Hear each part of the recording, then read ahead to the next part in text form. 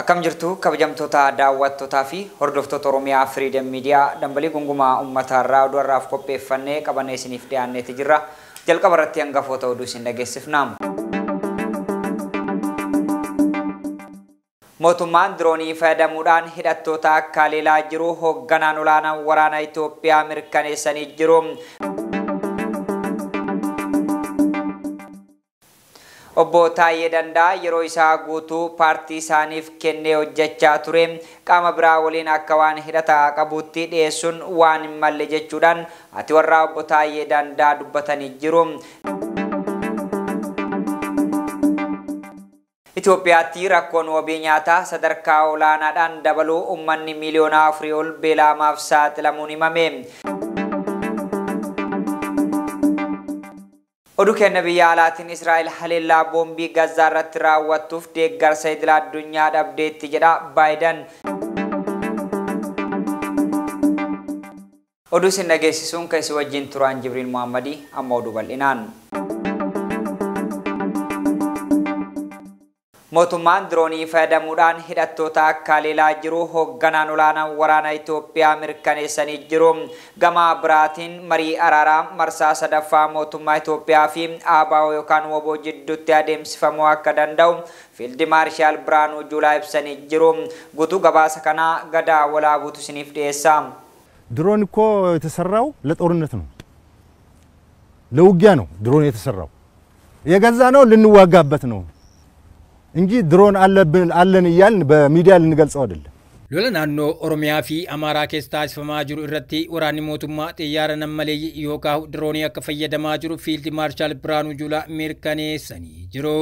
Hoogganoota waraana Fiild Maarshaal Biraanuu Juulaa ibsa dhaabbata miidiyaa Faana Broadcasting jedhamu irratti lola naannoo Oromiyaa fi Amaaraa keessa taasifamaa jiru ilaalchisuudhaan ibsa kennaniin lola hidhattoota wajjin taasisaa jiraniin bakka barbaachisaa ta'etti diroonii fayyadamuudhaan haleellaa taasisaa akka jiran beeksisaniiru. Bakka lolli taasifamaa jiru irratti haleellaa dirooniidhaan taasifamuun namoota nagaan ajjeefamaa akka jiran jiraattonnii fi dhaabbileen mirga namummaa ibsaa jiraachuun isaanii ni beekama. Akka lakkoofsa Itoophiyaatti sadaasa 30 2016 bakkeewwan godina Walloo Kibbaa keessatti haleellaa diroonii raawwatameen namoota nagaan ajjeefamuu isaanii jiraattota wabeeffachuudhaan OFM gabaasuun isaanii yaadatama. Namoota nagaa irratti miidhaa dhaqqabaa jiru ilaalchisuudhaan deebii akka kennan Fiild Maarshaal Biraanuu Juulaa waraanni isaanii yommuu diroonii fayyadamu namoota nagaan akka hin miidhamne of eeggannoo taasisaa jira jechuun isaanii gabaafame. Mariin nageenyaa waraana bilisummaa Oromoo wajjin taasifamu ilaalchisee kan gaafataman Fiild Maarshaal Biraanuu Juulaa marii marsaa sadaffaa inni xumuraa jiraachuu akka danda'u dubbachuudhaan marichis isa xumuraa akka ta'u himaniiru. Obbo Taayee Dandaa yeroo isaa guutuu paartii isaaniif kennee hojjechaa ture qaama biraa waliin akka waan hidhata qabuutti dhiyeessuun waan hin malle jechuudhaan ati warraa obbo Taayee Dandaa dubbatanii jiru. Deetaan ministeera nagaa duraanii obbo Taayee Dandaa aangorraa kaafamuun guyyaa tokko booda to'annoo seeraa jala oolfamuu isaaniis ibsamee jira. Guutuu gabaasa kanaa akka itti aanutti isiniif dhiyeessa. Humni nageenyaa fi tasgabbii waloo biyyaalessaa ibsa baaseen obbo Taayee Dandaa deetaa ministeera nagaa ta'anii osoo jiranuu farreen nageenyaa waliin walitti hidhachuudhaan jeequmsaa fi qabsoo hidhannoo mootummaa kuffisuudhaaf socho'aa turuu bira gaamuusaa to'annoo seeraa jala oolfaman jedha. Ibsi kun obbo Taayee Dandaa deetaa ministeera nagaa ta'anii osoo jiran nageenya fiduurratti hojjechuurraa faallaa kana humnoota farra nageenya Itoophiyaa diiguudhaaf hojjetan waliin walitti hidhachuudhaan hojjechaa turuu isaanii bira gaamee jiraas jedha. Dilbata darbee obbo Taayee Dandaa hiriira nagaa magaalaa Finfinneetti waraana balaaleffachuudhaaf waamame dhorkuun sirrii akka hin taane mormuu barreessanii turani. Dabalataan kutaalee biyyattii adda addaa keessatti yakka namoota nagaa irratti raawwatamaa ture keessaa nama ukkaamsanii keessaa harka qabu jedhamee ibsamee jira. Dabalataan kutaalee biyyattii adda addaa keessatti yakka namoota nagaa irratti raawwatamaa ture keessumaa nama ukkaamsuu keessaa harka qabu jedha ibsi humna waloo kuni. Naannoo Oromiyaa godinaalee adda addaa keessatti namoota nagaa ukkaamsanii maallaqa guddaa gaafachuu irraa deddeebiidhaan dhagahamaa jira. Qaamni yakka kana raawwatu ifatti beekamuu baatus obbo Taayyee Danda'a garuu maatiin isaanii yakka namoota ukkaamsanii maallaqa gaafachuu kanaan miidhamoo ta'uu BBC'tti himanii jiru. Humni waloo kun obbo Taayyee Danda'a yeroo aangoo mootummaa fudhatanii hojjetaa jiranitti shiraan caasaa mootummaa fi paartii diiguudhaaf hojjechaa turu hubatamee hordoffiin irratti godhamaa tures jedhani.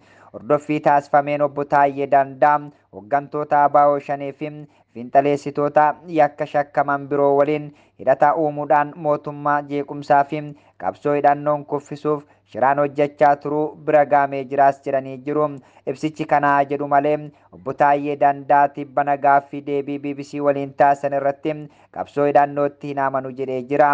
Tibbana fuula feesbuukii isaanii irratti irra deddeebiidhaan bulchaan paartii biyya bulchaa jiru qeeqaan kan turan obbo Taayyee Danda'a muummichi ministeera Abiyyi Ahmad waan dubbatan hojiirra hin oolchan jechuun qeeqee jira.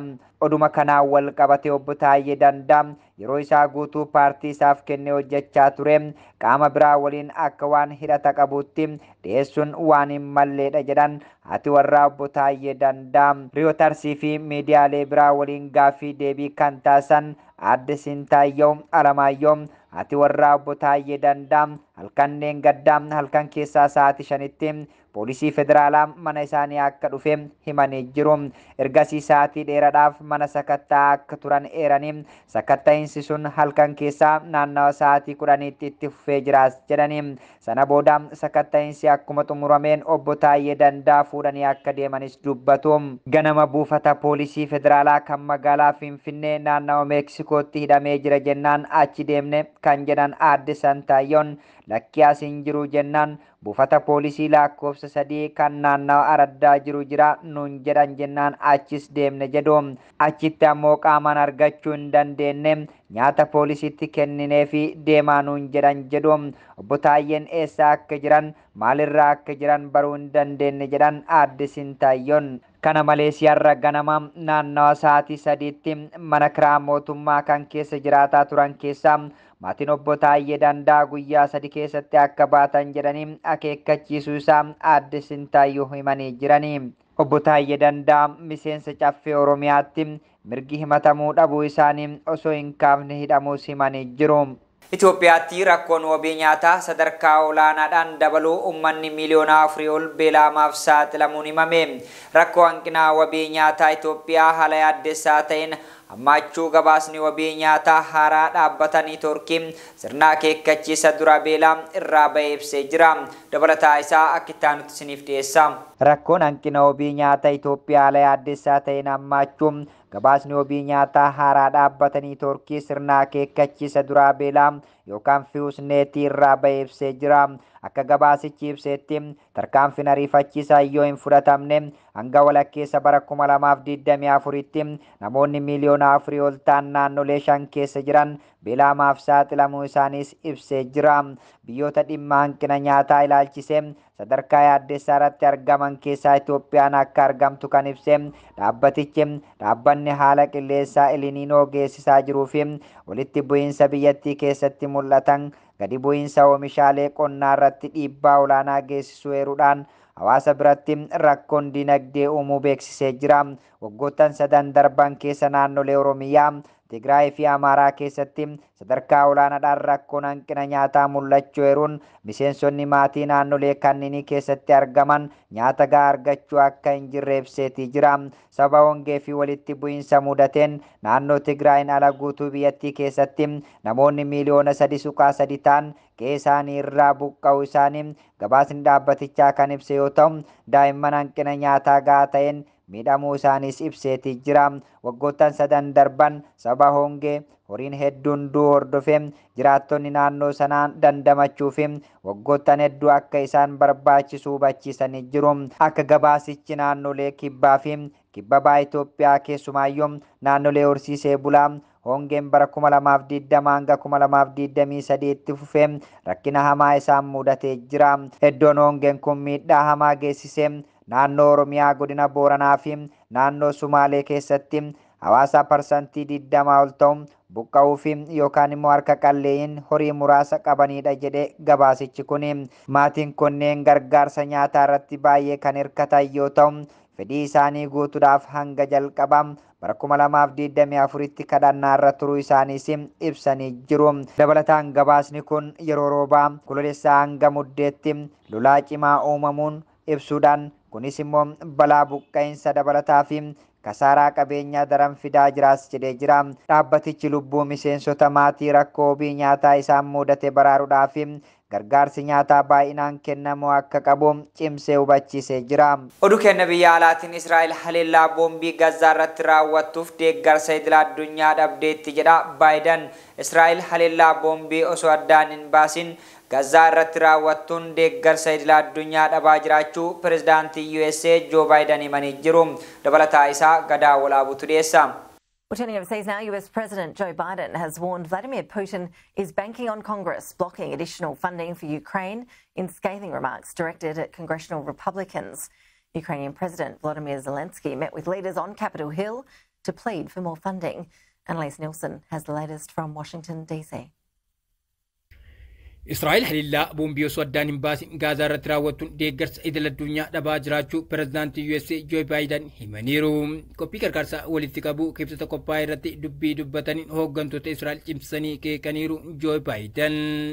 Ergamaa Onkololeessa 7 haleellaa gaggeessee kaasee pirezidaantii Biden deeggarsi Israa'eliif qaban kan hin raafamne ta'uu himaa turanii. Israa'el gargaarsa Ameerikaan taasifturraa amantaa qabaachuu isii irra deddeebiin himanillee mootummaa biyyattiif garuu akeekkachiisa kallattii kennaniiru.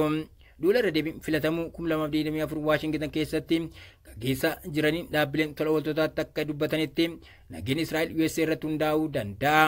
Haa ta'u malee wayita ammaa garuu Yuunaayitid Isteetiin waliidha kan jedhan Joe Biden amma gamtaa Awurooppaa irraa qabdi, Awurooppaa qabdi, addunyaa gara caalurraa qabdi jedhanii. Haa ta'u malee haleellaa boombiin osoo addaan hin baasin gaggeessitu deeggarsa kana dhabu jalqabdeetti jedhan Joe Biden. Pirezidaantiin Biden itti dabaluun Hamaasin dhabamsiisuu irratti gaaffiin hin jiru waan ta'eef Israa'el ammoo kana gochuudhaaf mirga guutuu qabdi jedhu. Paartiin isaanii paartiin Dimookiraatotaa keessaa dabalatee duula waraana Israa'el gaggeessitu akka to'ataniif dhiibbaan bulchaan USA kana mudataa jira.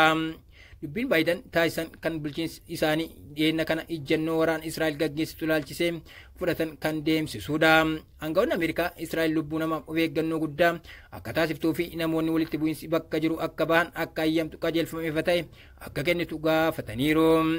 Akkasumas aangawoonni olaanoon USA deebii waraana Israa'el kennaa jirtu irratti mufii qaban agarsiisaniiru. Ministeerri fayyaa Gaazaatti argamu Hamaasiin durfamu akka jedhetti ergamaas Onkololeessa 7 karra Israa'el eegumsa guddaa qabu cabsee seenuun namoota 1,200 ajjeesee kaasee haleellaa boombii Israa'el gaggeessituun namoonni 8,400 ol ajjeefamaniiru. Ministeerri muummee Benjaamin Netanyahuun ibsa kibxata darbe kennaniin Israa'el waraana lafaa Hamaasiin dhabamsiisuu fi namoota butaman gadhiisuuf taasiftuuf USA irraa deeggarsa guutuu argatteetti jedhanii. Waashingtan waraanichi akka dhaabbatuuf dhiibbaa addunyaa irraa dhufu cufteetti jedhan Netanyahuun itti dabaluun. Eeyyeen Hamaas booda muummichi ministeeraa kun maaltu ta'a kan jedhu irratti waliigalteen hin jiru. Garuu kana irrattis waliigaltee irra geenna jedheen abdadda jedhanii. Joe Biden yaada kibxata kennaniin lamaan isaanii jidduu waliigaltee dhabuu kana keekuu kaasuun muummichi ministeeraa Netanyahuun mootummaa isaanii fi ijjannoo isaanii fala biyya lamaanii yookaan two state solution jedhutti jijjiiruu qabu ture jedhanii. Aangoonni USA olaanoon ammoo waraanaan booda kun fala filatamuu qabuudha jechuun ni deeggaru. Yaani furmaata dhiyaate kun walitti bu'iinsa waggoota 10 ol ture dhaabsuuf hawaasa idil addunyaa biratti fudhatama kan qabu yoo ta'u Gaazaatti mootummaa Filisxeem walaba taate akka jiraatuuf Israa'el moggaatti ammoo West Bank akka jiraatu kan dandeessisuudha. Mootummaan ammaa kun seenaa Israa'el keessatti isa hedduu leellisuun beekamuudha jedhan Biden. Sababa kanaaf mootummaa Israa'el keessa jiruuf kun rakkisaa isatti ta'eera. Furmaata biyya lamaanii hin fudhatanii. Yaadni Biden waraanaan booda kallattiin akkamii fudhatamuu akka qabu irratti waliigalteen akka hin jiraanne agarsiisa. Muummichi ministeera Neetaawun yeroo ammaa kana gartokkeen Israa'eliin qabame kan jiru West Bank bulchaa kan jiru bulchiinsa Filisxeem Gaazaa akka to'atuuf waamicha Ameerikaa kana godhaa jiru akka morman dubbataniiru. Kan Baayiden dubbatan ifa ta'e osoo jiru aangawoonni olaanoon Ameerikaa duula waraana Israa'el ilaalchisuun mufii qaban ibsaa jiru. Ministeerri dhimma alaa USA Anthony Blinken guyyoota dura akka dubbatanitti aangawoonni Israa'el namoota nagaa Gaazaa keessa jiran oolchuuf waadaa galaniif wanti dhugaan lafarra jiru qaawwi jira jedhanii. Egaa kabajamtoota daawwattootaa fi hordoftoota Oromiyaa Freedom Media dambalii gungumaa uummatarraa oduunarraaf qopheeffanne kanneen hanga ammaa turanii oduu isin dhageessisuun kan isin wajjin ture Jibriil Muhammadii ogummaa kaameraaf teeknikaatiin Umar Jamaaltuun afaana ture qophiilee Oromiyaa Freedom Media kanneen hafan waliin turtii gaarii.